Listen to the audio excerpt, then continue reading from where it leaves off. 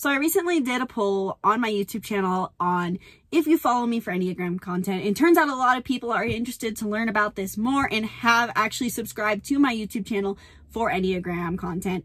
I am sorry, I have not made Enneagram content in a long time, simply because there's always so much to cover about astrology that I don't give it its own time, and I always think that people don't really want to hear about it. So today I wanted to talk about simply what is the Enneagram and give you an overview on what the Enneagram personality typing system is and all the things you should know in order to dive into this system.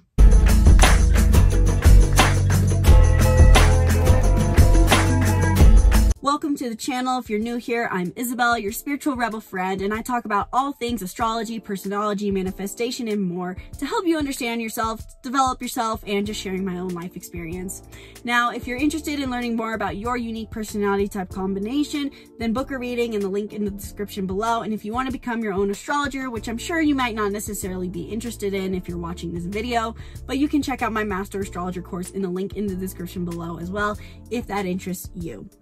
Today I want to talk about the Enneagram and what exactly the Enneagram is, and give you an overview into what the Enneagram system is and how you can use it to your benefit, including the things I personally like about it, because I personally use astrology and the Enneagram and the Myers-Briggs and the Gene Keys and numerology. I love having all these systems in my toolkit, so to say. I have them all in my little binder here that I keep as a reminder for myself. I have the chakras too. But the Enneagram is a system I really love because it, simply put, first and foremost, gives us insight and tells us what our programming is. And if you're someone who's into self-development, I'm sure at some point in your time of research, scrolling through Instagram, going into YouTube, listening to podcasts, you've probably heard someone say you should discover your beliefs or heal your childhood programming or heal your childhood trauma or shift your beliefs. And for me, hearing that, what, at 14, 15, 16, even a year ago, it felt like, how do I do that? There's no clear-cut guidebook, so to say, on that. And it seems like as people go into it, everyone seems to think they're a people pleaser. Everyone seemed to have dealt with a narcissist. Everyone seems to have the same things going on.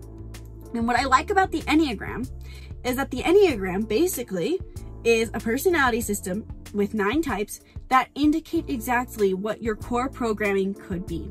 Now, I know a lot of people don't like the Enneagram because they feel like they're being boxed in. And in my view, I have felt that when I've discovered my true type, I was not boxed in at all. And there's also some hesitancy from a lot of people on, does really 8 billion people fit into one of 9 types? Yes. And what I like about the Enneagram too is that there are layers to it that are more than just your core type. So I love the Enneagram, simply put, because it tells us our programming. Now, why exactly is that?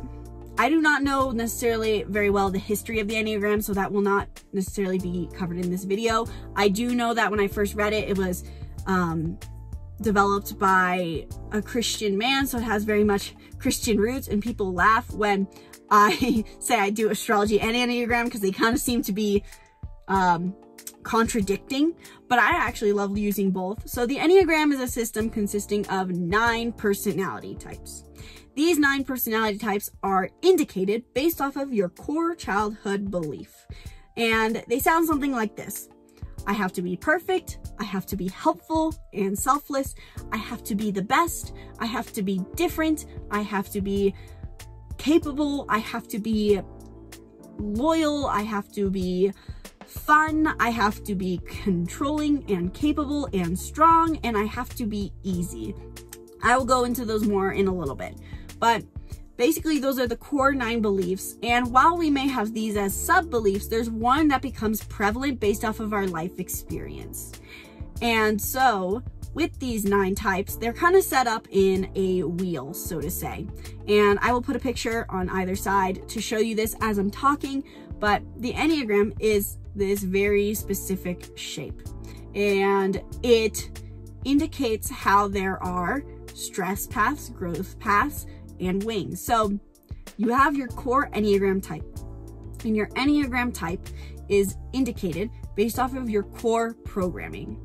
In the extreme, we could call this your childhood trauma. Your trauma definitely indicates your Enneagram wound, your Enneagram programming. A lot of people refer to this core belief as your childhood wound. I prefer to call it your core belief just because not everyone has extreme trauma and they may feel like, I don't really like have anything, no extreme trauma, but everyone has programming. And so along with your core programming, your core belief that indicates your Enneagram type also additionally then therefore develops a core desire and a core fear. So for example, I'm an Enneagram 9, which sits at the top of the Enneagram, and my core belief is I must be easy in order to attain or maintain love. And because I believe I have to be easy, my core desire is harmony and my core fear is conflict. Which means in the extreme, I could be a very conflict avoidant person, very easygoing. People see me as someone who's just easy. They blend with any group. They're friendly. They seem like just this neutral, positive energy. And so same goes for other personality types. The 2 thinks they have to be selfless. If you want to find out more about each Enneagram type, you can check out my video playlist on each one. I have it, each Enneagram type, Enneagram 9, Enneagram 8, all the way through 1. So you can check out each playlist there, and I have an Enneagram quiz if you want to learn more about that. I will link it below. I do not think Enneagram quizzes work because quite literally, the Enneagram is built off of our unconscious belief, our childhood belief, which is trying to maintain being hid so that we don't feel triggered and that so we can govern our life without being seen. So when we take a test from our conscious mind, we see our behaviors rather than our core beliefs that govern our behaviors. Along with having your core Enneagram type, which has a core belief, a core desire, and a core fear, you also have your wings, which is, if you look at the Enneagram wheel, you can see that it's set up in a circle, and basically whatever your number is along that circle, you have a number on your right and your left, on either side of you, and these are your wings. The wings are your behaviors. These oftentimes tend to be what people mistype as. For example, everyone I meet thinks I'm an 8. And I can see why. I sound very assertive at times, but that is my wing actually. You technically want to balance both your wings in order to fly, so to say. And you can be balanced in your wings, but sometimes people have more obvious behaviors. So for example, if you're a 1, you could have either a 9 or a 2 wing. And your wing is going to be your behavior, how people see you, how you tend to act, basically the type people would guess you are. Additionally, I like to think of the wings as how you achieve your core desire. So for example, for me, while my core desire as a 9 is peace and harmony, I may go about achieving harmony by being an 8, by seeking control, by being assertive, by being how I am on my channel. I find harmony by being controlling, by being assertive, sharing my stories in a bold way, so then I feel peaceful with myself. That's an example. So you have your core type, you have your wings, you also have a stress and growth number. And this is what I love about the Enneagram, because not only is it just saying, hey, let me throw in your face your deepest, darkest, secret wound and belief you have from childhood that probably makes you want to cry and hide in a corner, but it also tells you how you can grow through it. And this is what I like about the Enneagram system, because even if you type wrong and you truly believe you're a type you're not, it gives you direction, because based off of your Enneagram, you have a number you become or take on the positive traits of in growth, and a number you take on the negative traits of in stress. So you can kind of see how that plays out, because in the wheel, you will see that not only is it set up in a circle, but you have a line. You have lines. You have like a triangle and then 2 so-say wings, I think of them as. That's how they seem in my head. So for example, if you look at the 9 goes down to the 3 and the 6. In growth, I take on the healthy qualities of a 3, which is ambition and drive. And in stress, I take on the negative qualities of the 6, which means I become worried and stressed. So I can easily, using the Enneagram system, track when I am in a good spot and in a bad spot. Ideally, we're trying to, though, balance all 3. So it's not that if you're maybe, in my example, a 9 moving towards a 3, you're not going to fully become a 3.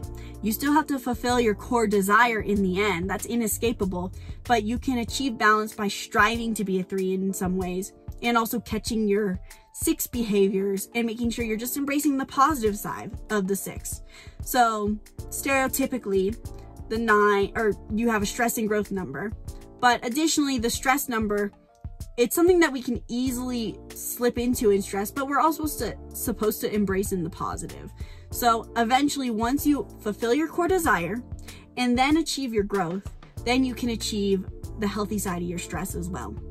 So basically, using the Enneagram looks something like this. You discover your type, and you take your time with this because discovering your core belief is definitely a challenge. And if you mistype, you can grow towards a different number, but it's not going to be as accurate, and you won't feel like you're really addressing your deepest wound. Once you identify your number, you ask yourself, okay, how did this show up in my childhood? How can I observe how those beliefs drive my actions now? And how can I move towards my growth number? And even before you can embrace your growth number, you do have to fulfill your core desire in the healthy. So for example, me as a 9, I could definitely be conflict avoidant and feel harmonious. Or I could actually pursue true peace, which is, maybe making time to meditate, taking care of myself, cultivating healthy relationships. These would all be healthy expressions. So healthily fulfilling your core desire, then moving towards your growth. What is the healthy aspect of your growth number? And then once you do those two things going, how can I healthily achieve my stress number? And of course, within all that, at some point or another, how can I balance my wings so I can fly? How can I tap into both my wing behaviors so that I can use them to support my core desire? So the Enneagram really has those few aspects. On a deeper level, what I love even further, if you feel like you don't fit into one of the 9 types, there are 3 subtypes of each Enneagram type, which really makes them into 27. I love the book, The Complete Enneagram, where they talk about the 27 types. And these 27 types are dictated based off of basically what you believe confirms your survival the most. So there's 3 different subtypes for all 9 types. There's the SP, which is self-preservation or self-preserving. There's the SX, the sexual, and there's the SO, the social subtype.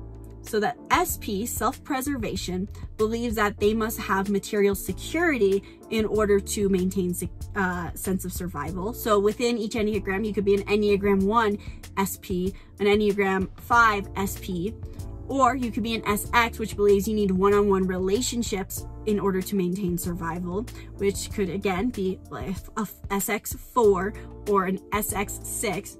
And then there's the SO, which is the social. You believe you need to fit into a social group in order to maintain security.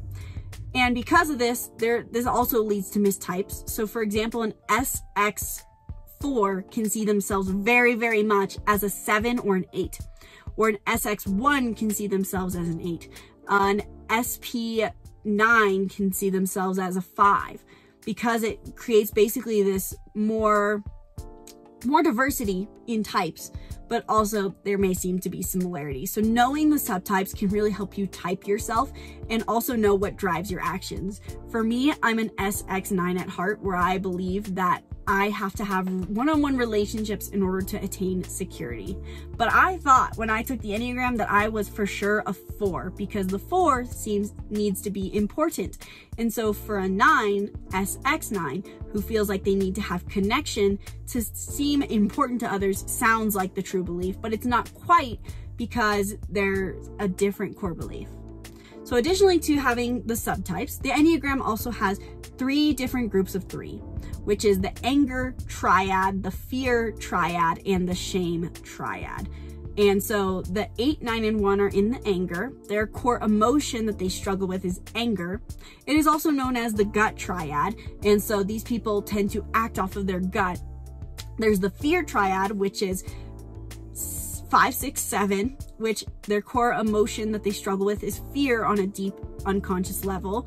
And they believe that they have to use their mind. So each triad is not only an emotion, but part of the body. So anger is gut, fear is the brain. So they use their brain the most, so to say. They make their decisions off the brain. And then there's the shame triad, which is 2, 3, 4. I know the Enneagram. 2, 3, 4, which is the heart triad as well. These people make decisions off the heart, and they struggle the most with feelings of shame. So you fall into one of those triads, and that can also help you identify your type and also know what emotion you need to work through the most. I know for me that I end up having issues when I repress my anger. Additionally, each type deals within each triad a different way. One of the 3 types in each triad represses their emotion that they struggle with. One type expresses, and one type falls asleep to that emotion. And I know repress and fall asleep can sound the same, but repress is very aware of what they're feeling and shoves it deep down, whereas the fall asleep is like, oh, we don't need to pay attention to that. That's not there. Let's just brush that under the carpet. So there's that as well. I also know that there is a assertive stance and a passive stance and a withdrawn stance, but I'm not sure I entirely remember which is which, and I frankly don't reference it that often. But generally you can see that there is a assertive behavior with the, I believe it's the 6, 8, 1, and either 3 or 6. And then there's a passive stance with 2, 7, and 9. And then there is a withdrawn stance with the 1, the 5, and the 4. So the assertive stance is 8, 6, 3. And so this also can indicate some mistyping, because there's 3 kinds of people who are assertive generally, 3 kinds of people who are withdrawn, and 3 kinds of people who are passive. That can also help. This is, again, just me a video overviewing everything you should kind of know about the Enneagram before. So hopefully I'm not missing anything. But oh, and the final thing is that you also have your tri-type, which is something that, again, you're not going to learn about for a long time when you're looking into the Enneagram. But your tri-type is basically the idea that, as we mentioned, there's an anger, fear, and shame triad, and also known as a head, heart, and gut.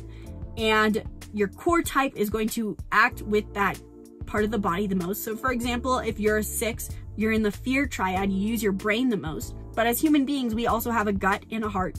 And so when you tap into your gut or heart, or your anger and shame, you're going to act also like a subtype, so to say. And so basically this is also adds a layer to your behavior. So in conclusion, to think about it, you have your core type. You have a dominant wing, which differentiates you. You have an instinctual subtype, which is the SP, SX, SO.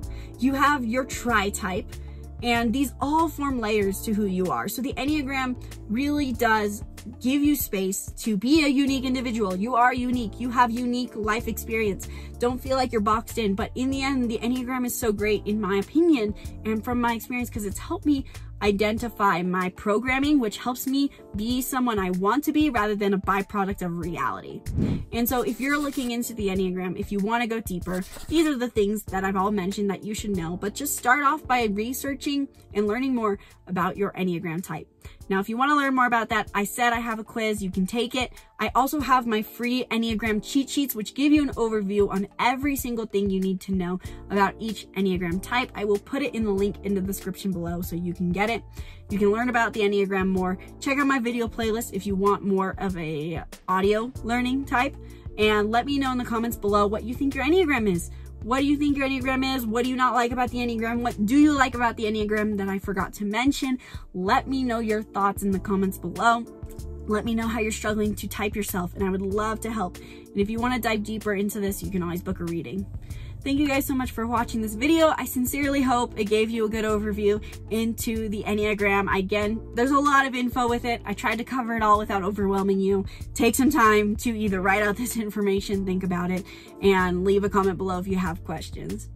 Once again, my name is Isabelle, and from my heart to yours, namaste.